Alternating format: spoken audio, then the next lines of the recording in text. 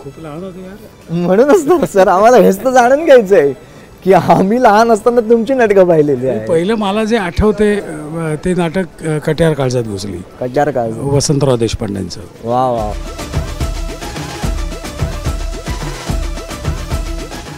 वा सर, एखादी अशी दाद जी तुम्हाला आजही आठवत असेल, एखाद्या प्रेक्षकाने दिलेली किंवा एखाद्या कर्मचाऱ्याने दिलेली अशी कुठलीही एखादी दाद.